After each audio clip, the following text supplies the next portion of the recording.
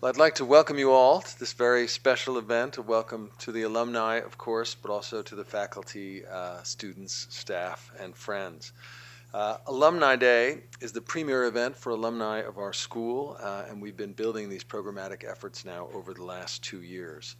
For those of you who don't know me, I'm Chris Byrer. I'm a professor here at Hopkins, also an alum of the school, happily, and I direct our Center for Public Health and Human Rights at Johns Hopkins. Today it's my honor and pleasure to introduce Maestra Marin Alsop, the musical director of the Baltimore Symphony Orchestra. And yes, indeed.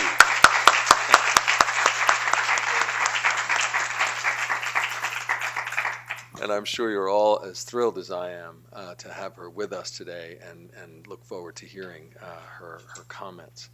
Maestra Alsop is the only conductor to have received a MacArthur Fellowship. Her contributions via bold community initiatives have really reached a wide audience in Baltimore and beyond. Just a few of those programs include the Orc Kids, a revolutionary program that provides music education, instruments, yes indeed, yeah, instruments, but also mentorship and inspiration to our city's neediest young people. The BSO Academy and Rusty Musicians works on the other end of the spectrum, providing adult amateur musicians to the opportunity to play side by side with the BSO professionals. Also, I think important to say that in response to our recent unrest in Baltimore, Maestra Alsop led the BSO in a free concert for the community and continues to be an active part of Baltimore's community engagement and improvement initiatives. I'm also delighted to say that as part of the Hopkins Centennial and the BSO Centennial, which happened to be the same year, the school and Maestra Alsop are coordinating on a very special event that I'd like to share with you. And this is a concert over a weekend, Mother's Day weekend of next year, The Hidden World of Girls, Studies for Orchestra. Now, this is a full evening-length interdisciplinary work exploring the lives of girls and the women they become. Stories of coming of age, rituals and rites of passage, secret identities. I'm reading this because I want to get it right. Women who crossed the line, blazed a trail, changed the tide. And this has been inspired by the Kitchen Sisters series on NPR. Maestra Alsop brought this piece to life in 2012 in a world premiere in Santa Cruz at the California Cabrillo Festival. And she is going to do the Baltimore premiere on May 6th, 2016, as I said, as part of our centennial and part of the BSO centennial. So I hope all of you will join us for, I think, what will be a very special evening. Just a couple of housekeeping issues. We've allotted plenty of time at the end of Marin Alsop's presentation for Q&A. We'd ask you to, there'll be microphones moving around, to please speak into a microphone because we are taping this event and recording the presentation. And with that, please join me in welcoming Maestra Marin Alsop.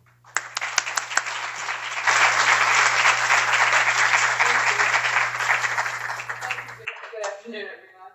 Nice to be here. I wasn't really sure why the School of Public Health would invite me to speak, but after I looked up public health, and on one definition it said even the people in public health have a difficult time defining public health, I thought it was okay for me to come. And of course, you know, I'm the music director of the Baltimore Symphony, and you know, I so admire what you all do, and I can't imagine that what we do is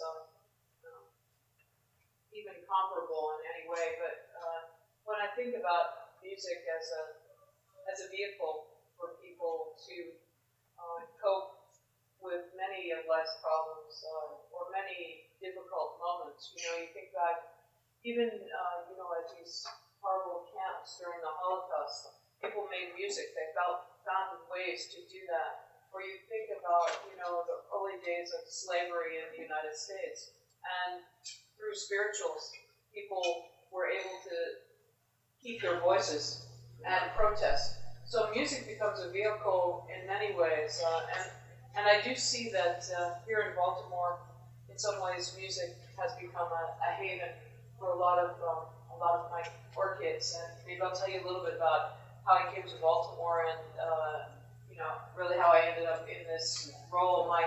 My parents were both professional musicians. My father was a violinist and my mother a cellist, and so I imagine them sitting at the table, they're about 24 years old, and they say, we really need a pianist. Let's make one. So, no pressure. What do you want me to do? I don't know. Technology is not my thing. I just did that. Yeah. Oh, well, you should have given it to me on. You were hearing me, though, weren't you? Yeah, it's all right. So, listen, the video, you thought that was bad. Wait until I try to do the video. So I was born, in essence, with a job. Now, whether that's a healthy thing or not, I'm sure that's quite debatable. But I started piano when I was about 2. As soon as I could stand upright for more than 20 minutes, I started playing piano.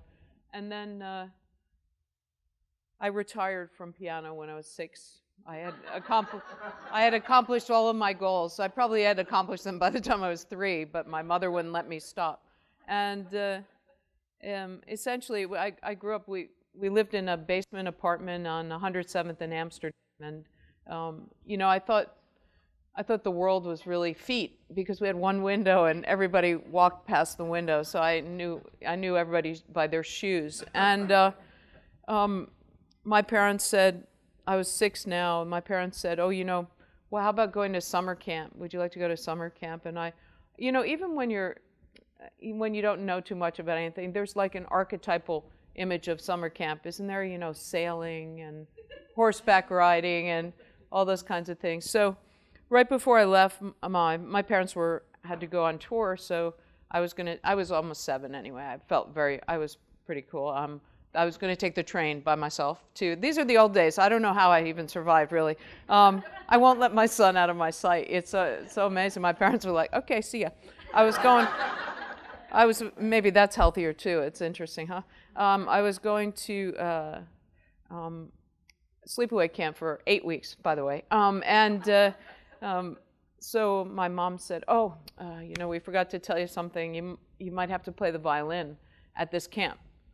So I thought, well, I'll squeeze that in between horseback riding and tennis or whatever I thought I was going to be doing.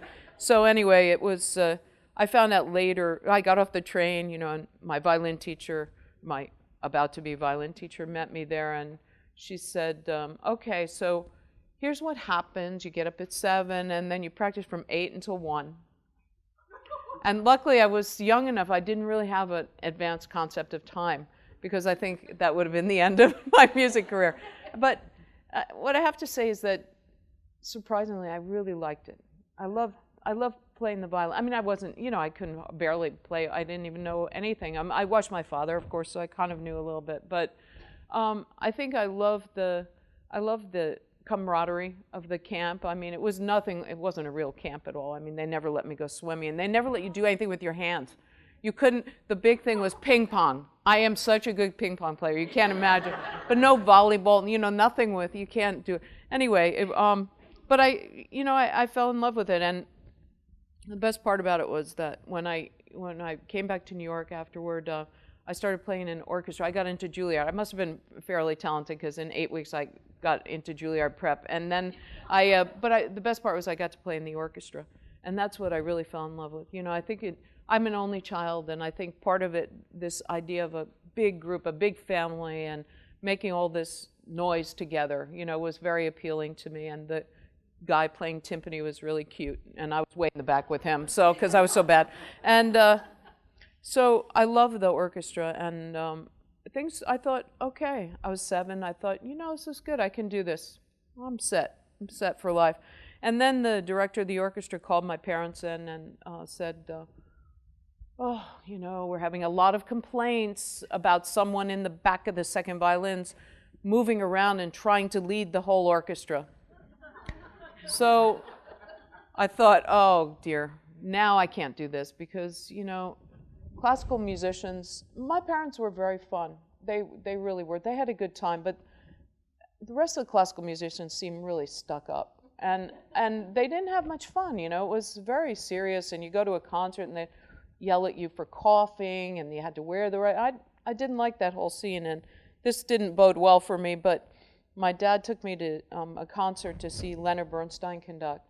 And I don't know if all of you, many of you are too young to remember him, but he came out and he was wearing like a turtleneck or something, it's kind of groovy for the day. And he wasn't wearing tails, and he turned around and he started talking to the audience. I mean, actually, he was talking to me, and that's why he came, to talk to me.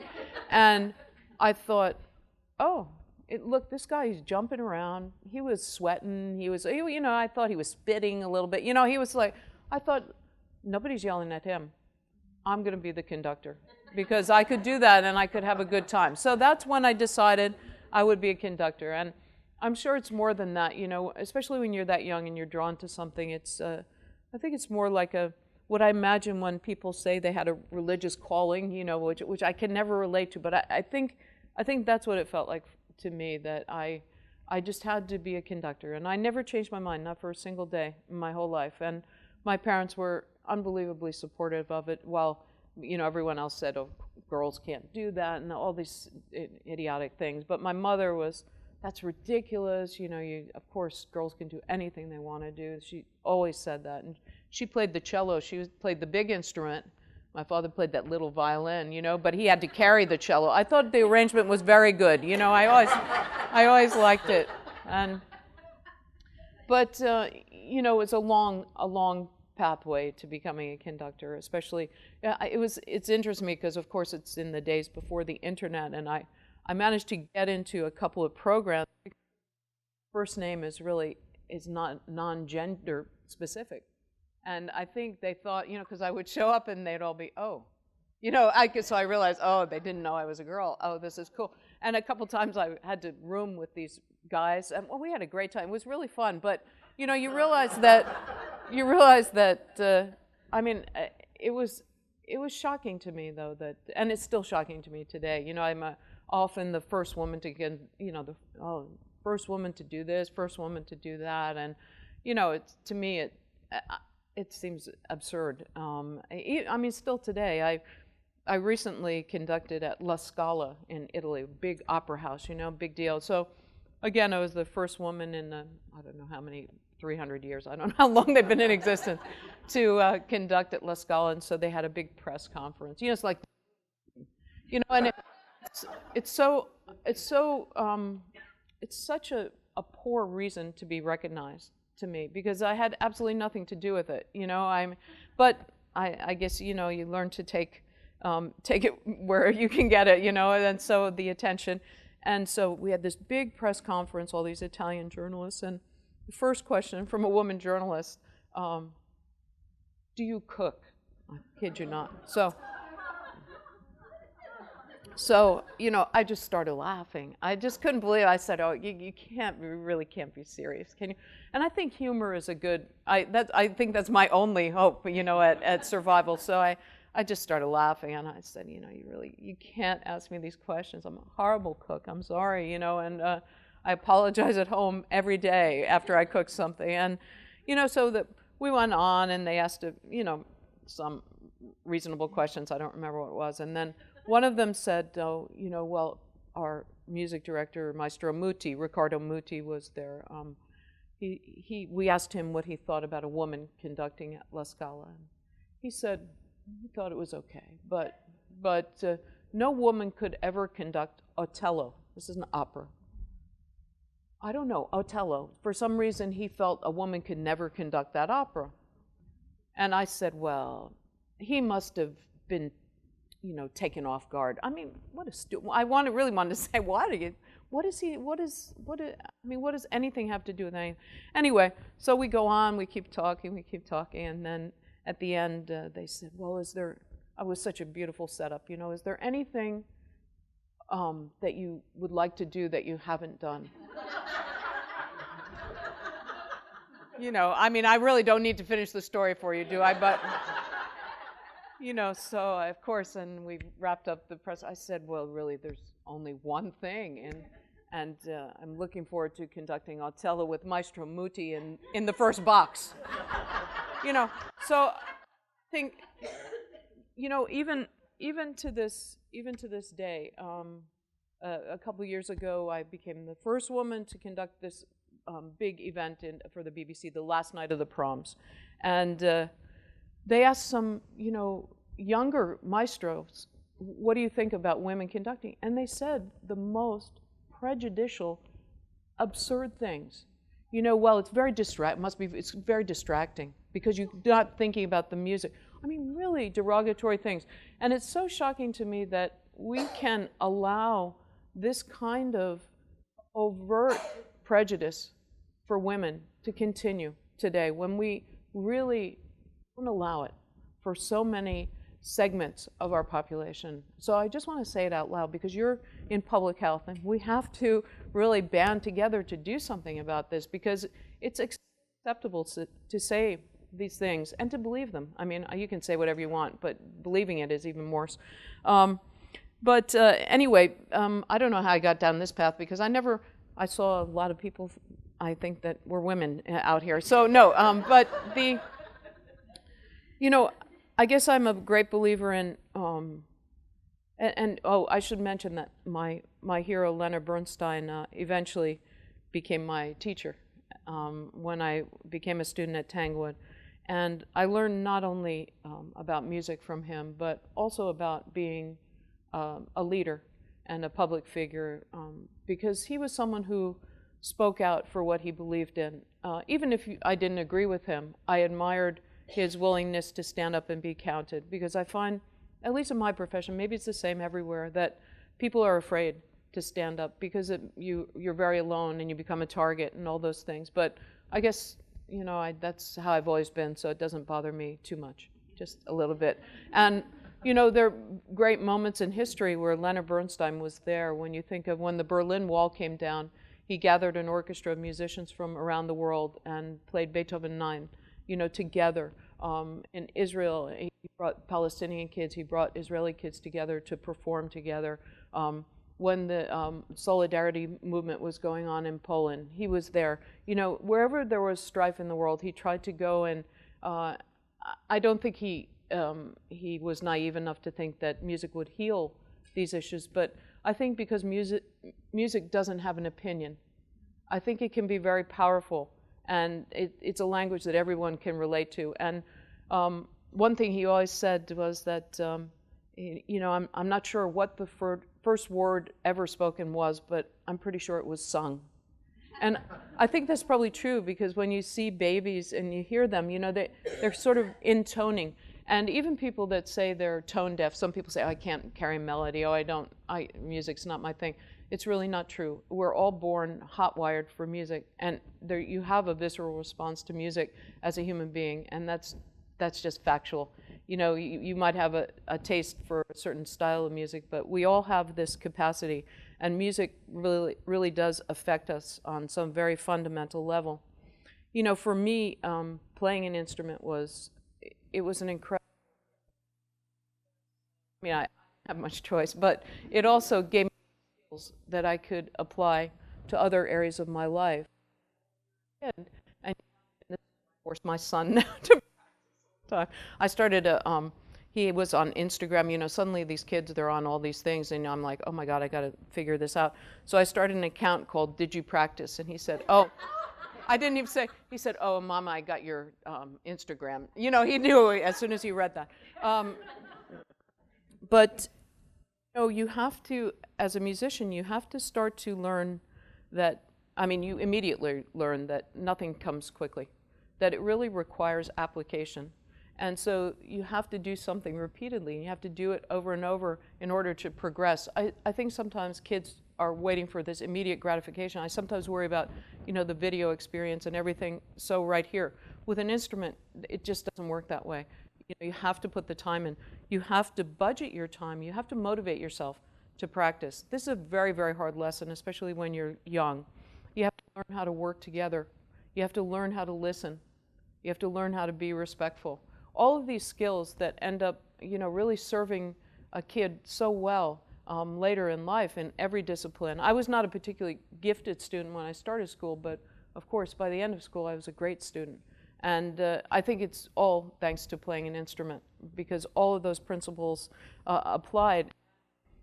I've always been disturbed by the fact that not all children have access to playing an instrument. And it's all about economics. I mean, fundamentally, inequality today is all about economics, and that really economics is never a good reason for anything, in my opinion, or money, rather. So when I Baltimore, well, there are many things I could say about that. But I looked at my orchestra, my new orchestra, and I thought, this just can't be right, because out of, at that time, 90 musicians, we've cut back now, so we're at 80 musicians, but still the same number. I had one African American musician in a city that whose demographics are nothing like that. And I said, but this can't be right. We have to do something to impact this this situation, this landscape. And I realized that the issue is that kids, African American kids, they're not exposed to playing an instrument. They don't have the opportunity. And in order to be really great and achieve this kind of level of proficiency, you have to start when you're 3, 4, 5 years old. And so I went to my musicians, and by the way, they were really happy I was coming. I don't know if any of you were here, but there was a huge protest from them, and it was a big, oh my God, it was that was an enormous, probably the biggest trauma of my life was accepting the position at the Baltimore Symphony, because the musicians, they had a whole, I'll take a quick aside, but I realized at that moment, and maybe I'm trying to relate this to public health, but I realized that the problem was about their mental health, that they were so, they felt so, I think, disenfranchised and dissociated from what was going on, that this was a cathartic moment for them to scream out, And so in the moments when I could be really generous, I tried to think about how I could help them heal themselves. And let me just suffice to say that I love my musicians now. I don't know if they love me, but I certainly know they respect me. And that's something I've come to learn, is that I'd much prefer to be respected than loved. But if I can have both, I'd definitely go for it. So I walked into a situation that was it was a minefield.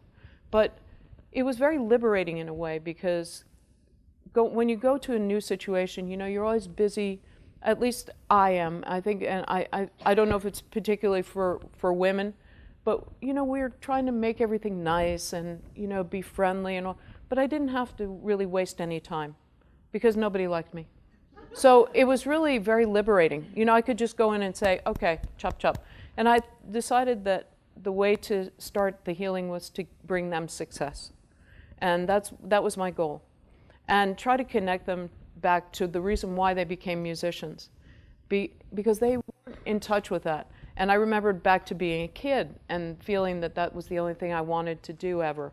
So I went to my musicians and I said, so it didn't matter what I said, the reaction was really incredibly scary. So I said, listen, I've got this great idea. I'd like all of us to, all 91 of us, to mentor one child in this neighborhood. And, that went over. And then I said, and it has to be without any compensation.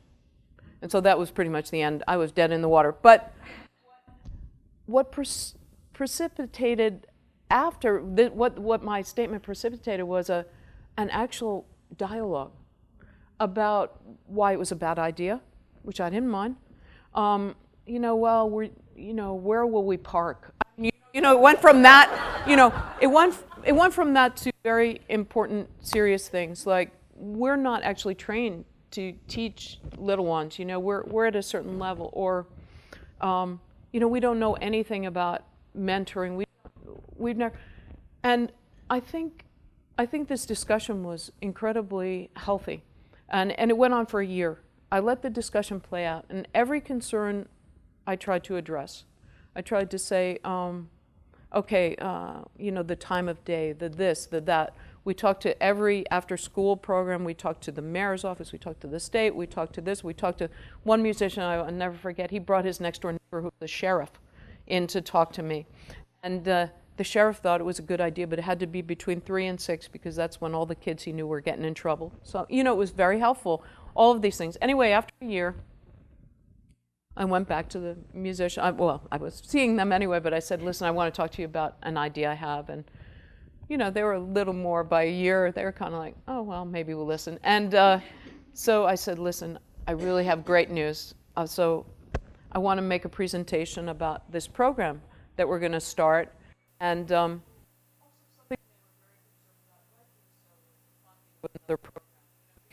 Baltimore, I mean, besides Hopkins, all those Fortune 500 companies that might, and I had been recently surprised at that moment with a call from the MacArthur Foundation. So I decided that the best way to lead is also to lead with your resources, any kind of resources. So I decided to use my MacArthur grant to start this program. So I was able to say to my musicians, I'll fund it for now. I mean, you know, it won't last forever. And so we started with 30 kids in one school, and we decided it would be an after-school program. And we had no idea where it would go, really, whatsoever. And we had no idea how the community would receive us. But I think one of the happiest days I remember in my entire time in Baltimore is the day we decided to clean up the playground at the school, you know, because the kids were playing. There was all this broken glass and, you know, just needles and, you know, stuff in their playground. And so we all went over there and we cleaned up the playground. We got all these bags of trash and painted the school. I painted one wall and then they took the brush away from me. That's how good I was at that too. So I thought, oh, it's like conducting, but so much. But you know, there was a real sense of coming together in community, and so we call the program Orchestra Kids, or ORCIDS, ORCH Kids. And I thought I'd play you a little clip. This is a short video that was made. Now it's 5 years old now, so I'll update you on. And we had from 30 kids we went to, at the time of this video, I think we had almost 200 kids, but today we have 1,100 kids. So it's pretty cool. I'll show you a little.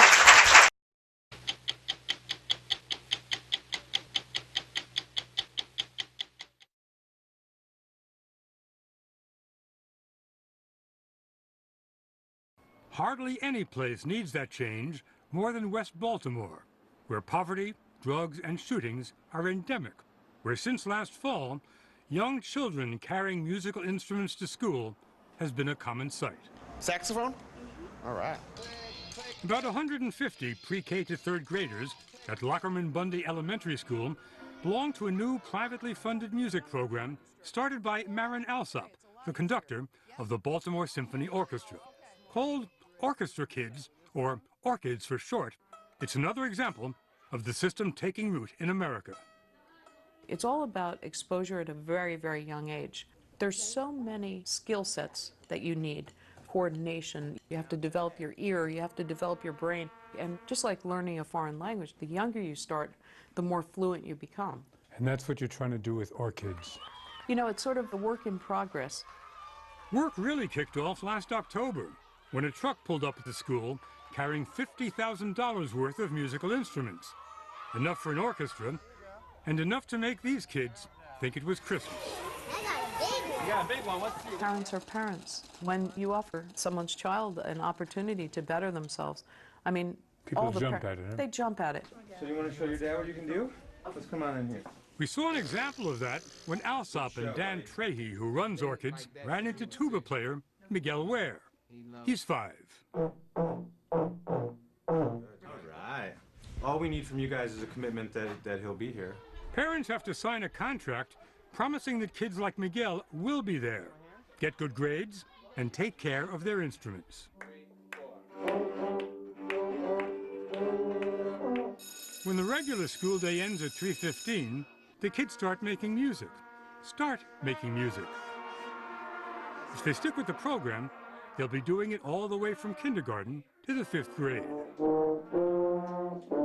The staff of about 15 teachers, some of them musicians from the Baltimore Symphony, work with the kids. Deshane Parker, a single mother with 3 children in the program, says they love it. They want to come to school every day. They don't want to miss a day from the program. And now that they're bringing their instruments home, it's just teaching them how to be, better children and responsible. And you play the cello. We saw that yesterday. Cello. Yes, cello. What is it about the cello that you like? That you can play like different sounds on different strings, and you can like make it sound different. And you can play open notes and harmonics. You know a lot about music, don't you? Yes. And the kids in Baltimore are already picking up the baton which could one day take them someplace like this.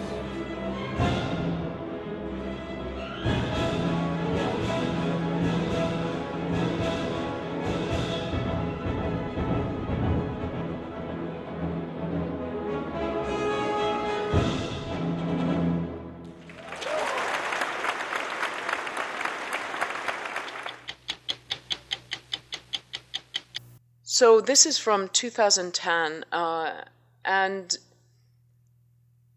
now, as I said, we have 1,100 orchids, but really that's not enough, I don't think, because we have 80,000 kids in the public schools. So my goal is to reach 10,000 kids, because I think if we can reach 10,000, we can touch all 80,000. You know what I mean? They'll be exposed to it in some way. And I wish I could take each of you to the school to meet these kids, because they're my inspiration. They, let me tell you a few things about them. So now we have 20 kids going into high school, and 5 of them have just been accepted to the Baltimore School for the Arts. This is a big deal, really big deal. 10 of our kids were accepted at a very competitive music program in Michigan called Interlochen. And, this is, besides, it's not about music. It is, but it's not to me. It's a vehicle to enable them to have lives filled with possibility. And a lot of these kids now, they travel. They play, the kids this past year played 70 concerts, and they raised $50,000 through their ticket sales for the program. And they get to travel around, they get to experience a lot more things. And these kids that went to Interlochen, I met with them and asked them, so how was it? And they said, there were a lot of different bugs. So there's something to me that explains life, everywhere I go, there are a lot of, aren't there different bugs? There really are. And, but one of them was, this is what was, I think for me, the most revealing. One of our young musicians said to me, the kids we met, now the kids they're meeting, of course, are mostly from affluent families or at least middle-class families. They said, they weren't really socially very well adjusted. Because in addition to learning music and learning how to play an instrument, we try to teach them how to communicate, how to speak, how to shake people's hands, look them in the eye. They were going up to all the kids, how do you do? My name's Deshay, or my name's, and the other kids were like, what's this about? We don't, it's so very, very interesting and gives me incredible hope.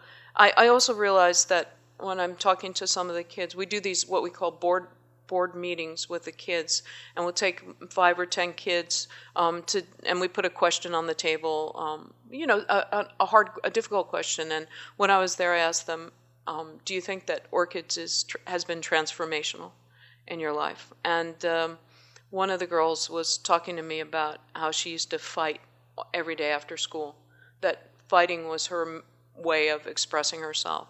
And she said, now when I'm walking home, and I see the kids fighting, I think, what a waste of time. And so with that, I just want to play you this one other video, if I could. Anger can kill you. It really can. When I was younger, I was shy. I just always had like this mean face. People in class would like, Joseph, why you never say nothing? the world. It really did look like nothing to me until I started to hear the rhythm. You can let out all the negative energy that you have and put it into your instrument instead of using your fists. You kind of stop the fear of shyness and become more bold. This could be something that actually saved my life and you teach my children about so they can have a future. I think everyone has a song inside them. My song is confidence. My song is greatness. And my song is unstoppable.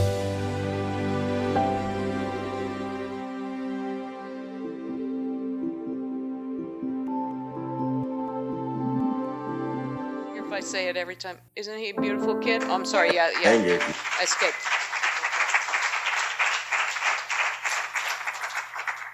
So, oh, I'm not supposed to leave the podium. I'm sorry. I'm trying to obey. It's not my strong suit.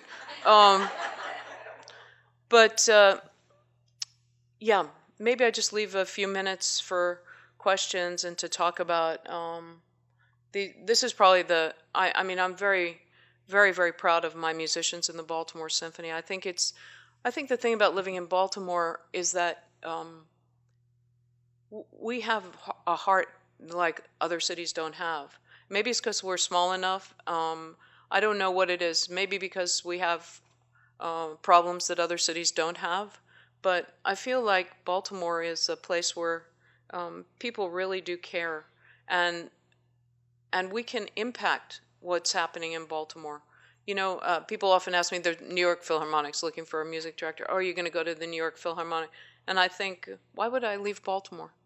You know, because, oh, well, not, but I think we have such an incredible community, but we have serious problems that we need to address right away and start the dialogue. You know, I think being a woman in this field made me realize that you can't not talk about it.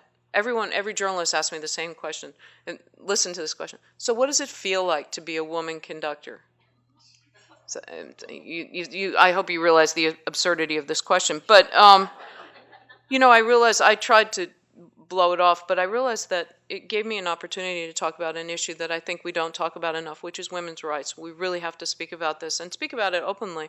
And here in Baltimore, we have to speak about everyone's rights. We have to speak about the racial and economic issues that confront us, the inequality that we experience, and what we can do to try to affect change. But I think most importantly, we have to have a dialogue and really an open dialogue. And I think we have a chance to do that here. And that's what I love, and that's what I'm hoping about for the future. And I think with Orchids, it gives me an opportunity at least to talk to these kids about the issues that face them. And, you know, they're so appreciative of the opportunities we give them.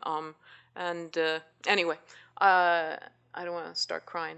So maybe we'll just leave a few minutes for questions, and I hope you can come hear the orchestra, because the orchestra also has heart, unlike other orchestras. The Baltimore Symphony is probably the most passionate orchestra I conduct, and I conduct also the Sao Paulo Symphony in Brazil. They are wonderful and have a different kind of passion, but there's something about the heart of the musicians here that I don't find any other place in the United States. And it's a very special orchestra, and I hope if you haven't had a chance to hear them, that you will, and that you'll come back frequently and get to know the musicians, because they really are very special people. So let me open it up for a few questions. If anybody, yes, hi. Oh, sure, I'll repeat the question, yeah. So I would like to ask you, like, some suggestions to young women out there in the audience, that I know that a lot of time that you face like a lot of challenge, pushback, and a lot of time you maybe think like about giving up. Like what did you do to kind of bring yourself back again? So the question is, you know, how do you not give up, or how do you keep your spirit when you're faced with I guess obstacles and opposition? You know, I think I was fortunate in just being born very, very stubborn. But I think it's true. You know, I think for some people, for some women, for some people who don't have that kind of tenacity and thick skin, being able to bounce back. I see some students of mine, who really struggle with that. And I do struggle with it, but it makes me more determined, I guess. And I tell young people, especially, something I learned very early on was, if you're standing there at the front door and you're banging your head against the door, pounding your fist, and they won't let you in, if you just walk around to the side, the window might be open. You just climb in. This is probably like a good burglary philosophy, but that's what I found, that I could had to create my own future, and I believe everyone's future is in their own hands, and you can craft your own destiny. But the most important thing is not to start it off with a chip on your shoulder, because every time I was rejected, and I've kept many of these rejection letters, and they far, far exceed the acceptance letters. And I think every time I received one, I didn't think, it's because I'm a woman, it's because I'm a girl. I always thought, okay, I can be better. So I went back and I tried to analyze, how can I be better at this? For Tanglewood, which is where I started studying with Bernstein, I applied 5 times and got rejected 5 times. And then when I got there, finally, I was the one that knew how precious the opportunity was. So I really maximized the opportunity. When you have fewer opportunities, you have to make sure they really matter. But I'm sorry, you only need to ask me one question. That's a very famous joke over at the BSO. But I also think that one of the challenges, especially for women, is that because we have fewer opportunities, when we fail, which, by the way, is a very important thing to do, and on the road to success, I think failure is much more important than succeeding. But if you only have one chance and you fail, it's really a problem. So as women, we have to create more opportunities for failure for the women that follow us. So in 2002, I started a fellowship for women conductors, and we've had 11 recipients, and they're doing phenomenally well. I had the most recent winner with me in London, and I said to the orchestra that I was guest conducting, I told them about the fellowship, and I said, I want you to see her. She's going to conduct for 5 minutes. But for her, 5 minutes in front of this great orchestra was an opportunity unlike any other. And we talked about it for an hour afterward, and the musicians talked to her. And also they said, oh, she was great. It wasn't the whole burden of the whole experience. And so I think everyone here, especially men too, become mentors in some way and create opportunities and encourage people to fail. I think that's what happens. When you get afraid to fail, then you're really in trouble. So, yes? I wonder if you're doing some kind of evaluation to be able to show how positive this program is for funders. Yes, thank you for the question and assessment. And of course, especially here in the United States, I mean, it's important for funding and all those things, but we do like to measure things, and that's really important. I'm not very good at that, but we have I think we've collaborated a couple times with Hopkins in doing some of the assessments as well. We're now working with UMBC as well. And we do have assessments now, and I can give you some of the broad brushes. On average, our kids, I think they do two grade points better than their colleagues. I think more importantly, they're 90% ready for school as opposed to like 27% ready. They're engaged in a way that the other kids aren't, and on average they attend 10 days more school per year than the other kids because they have to come to be part of Orchids, and if you miss too many days, then you can't. That's not to say, of course, that they don't have academic challenges, because they do, and we try to help them, especially with reading and with their homework as part of our. So Orchids is 5 days a week from 3 to 6 every day. It's a huge commitment, and we have tutors, and we collaborate with companies that offer partnering and mentoring the kids, and anything we can get, especially if it's for free. We're really into it. We feed them a healthy meal, and we have partners that help with that. So there's room for anything you want to give. But to your point, we're developing even, I think, as we go, more accurate and appropriate assessment, probably formulas that apply specifically to orchids. But it is very important for the funders. You're right. I have to go. See, now I'm being cut off. That's it? All right. Well, thank you all very much.